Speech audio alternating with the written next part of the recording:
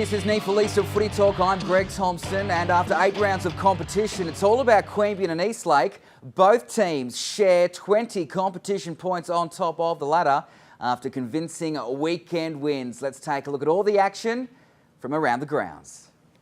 A cross-conference clash between the UWS Giants and Gold Coast Suns kick-started round 8 of the North East Australian Football League, and the quality was extraordinary. Both teams jumped out of the blocks. The Giants held a minor 2-point lead after the first break and then went on with it in the second, third and final quarters. The Giants' Nathan Wilson kicked 4. Ross Tungatalum in his first appearance for the Giants bagged 3 in the 13-12-90 to 10-15-75 win.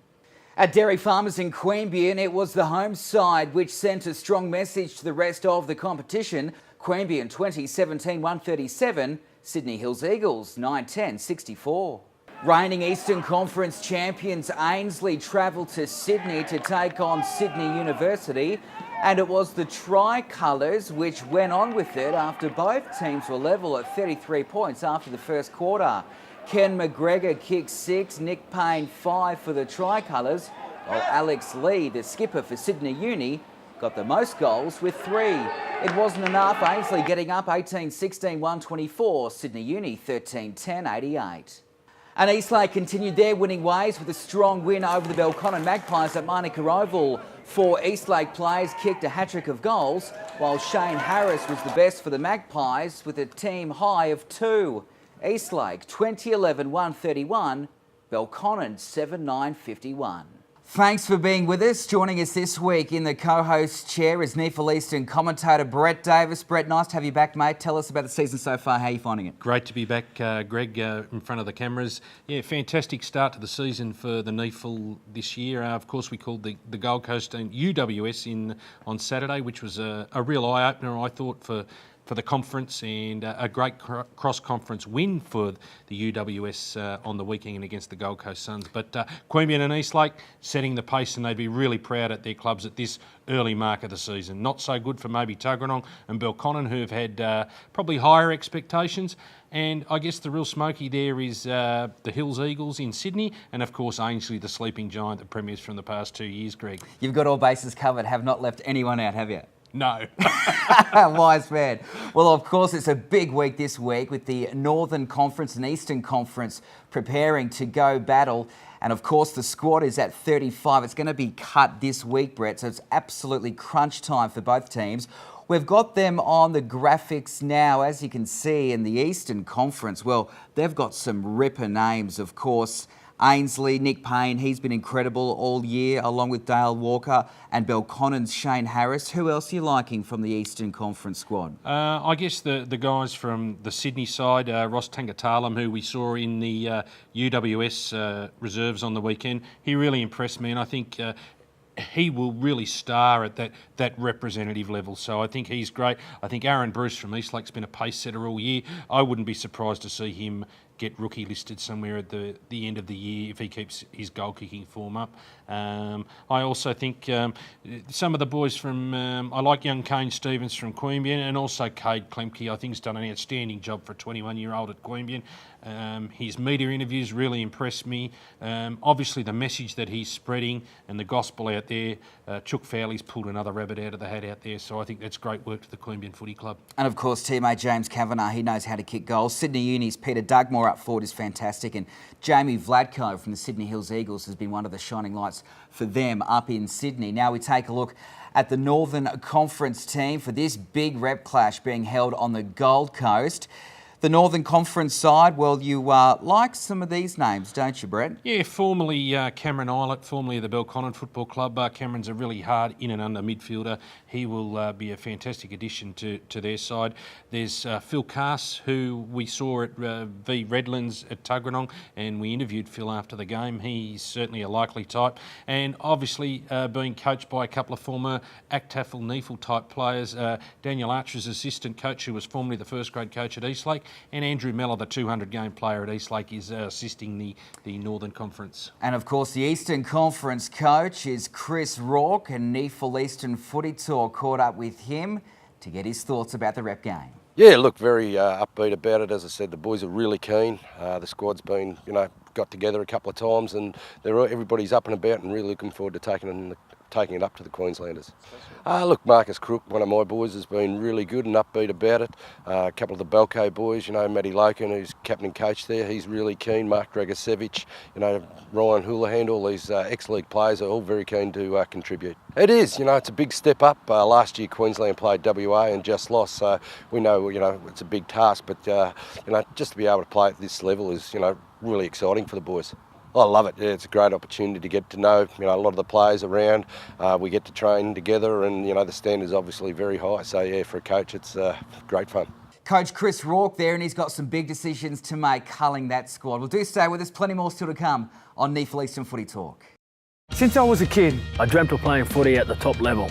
I remember the rush of taking the field for the first time. And now I love it more than ever.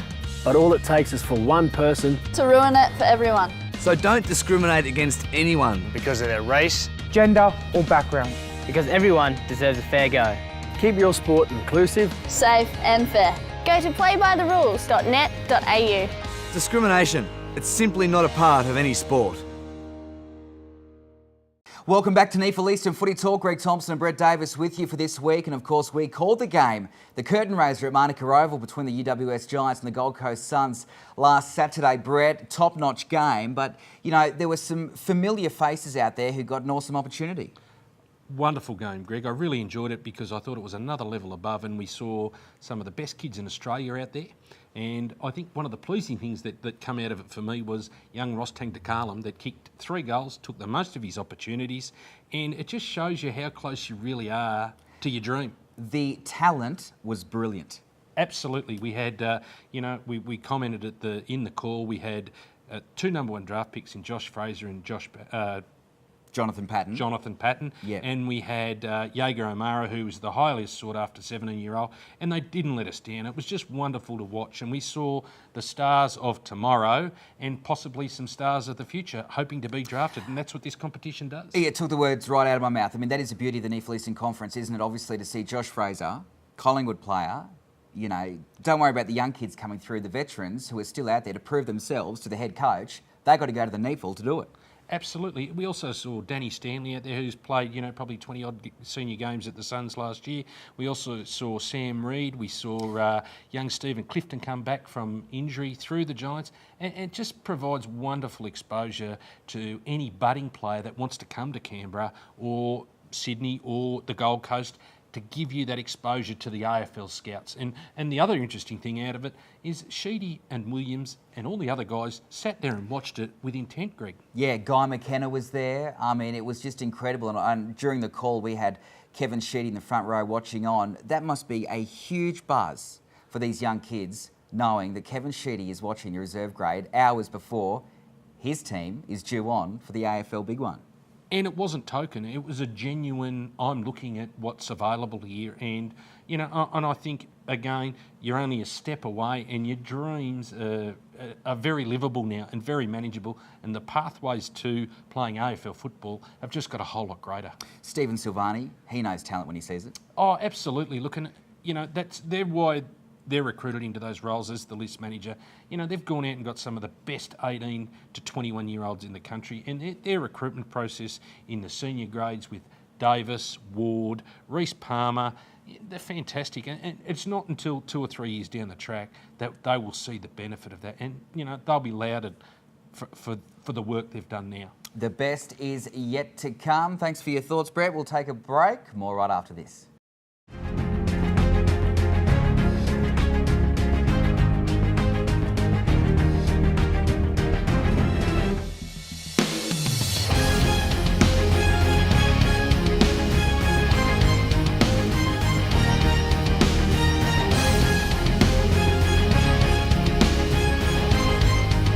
Get behind your team. For match details, head to neafl.com.au. Welcome back to NEAFL Eastern Footy Talk. Well, before we go on, some huge news. Next week's show is not to be missed. Sitting in this chair, former Geelong Cats premiership winning captain, Tom Harley, will be joining us on NEAFL Eastern Footy Talk. Brett, that is a huge get for us. of course, Tom now in the role of a Channel 7 commentator and the general manager of the New South Wales AFL. So, a fantastic grab for Footy Talk, Greg. He's going to be absolutely off the chart. Next week, Tom Harley, right here on NEAFL Eastern Footy Talk. Cannot wait for that one. Well, big guest next week, big games this weekend. Let's take a look at it. Round 9 of the NEAFL Eastern Footy Conference. The first one, the Sydney Swans Reserves and Eastlake at the SCG, 1 p.m. Saturday, May 19. That will be a belter. Also on Saturday, Tuggeranong and Ainslie at Greenway. Belconnen and Queanbeyan go head-to-head at Manuka Oval 10 years ago. Grand final, that'll be on Sunday, 9:30 a.m, the Brisbane Lions and UWS Giants at Yeronga in a cross-conference clash. And also on Sunday, 2:10 p.m, the Sydney Hills Eagles and Sydney Uni in the local derby at Bruce Purser. NEAFL Eastern Footy Talk caught up with some of the players. Yeah, it's always great to go up and play at the SCG. And the Swans are red-hot side, obviously playing them up there, and their senior side are playing in Sydney, so they're going to have a pretty strong list in. And I don't think they got any injuries on the weekend, so they're going to have some really good players playing in there too. So, but it's good for us. It's a good challenge. You've got to play them, and you've got to beat them in finals time. So you've got to get up there and give them a crack now.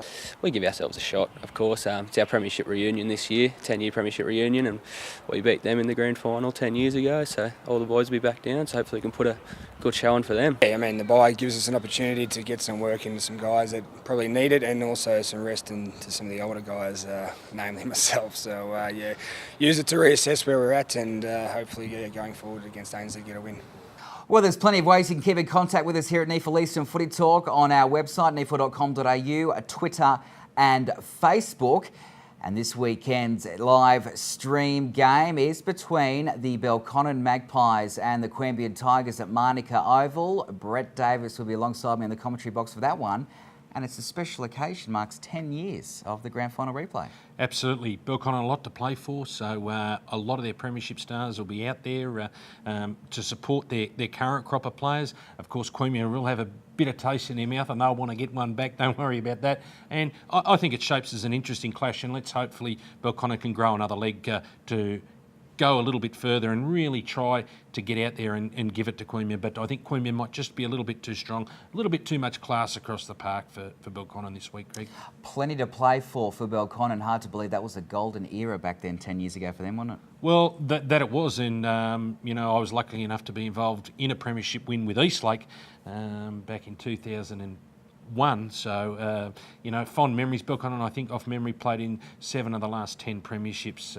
And they had some golden players, like Steve Maher, Matt Forays, Danny George, not to forget the Brendan Reeds, and a lot of local homegrown talents. And they were just a wonderful club back then, so and still continue today. And, it's not until you meet the Belconnen people, Greg, that you understand where they came from as a footy club and how tough they did it. To see that reward is 30 or 40 years of hard work for all the people that have been through the system. Live coverage, 2 p.m, Belconnen and Queanbeyan, neafl.com.au. And, of course, you can keep up to date with all the news on our website. We can also see the replay of our clash, which we called between the UWS Giants and the Gold Coast Suns from Manuka Oval last week. Brett, look forward to your company on Saturday afternoon. I'll be there, Greg. Thanks, mate. Thanks for being here as well. That is the show. From all of us here at NEAFL Eastern Footy Talk, bye for now.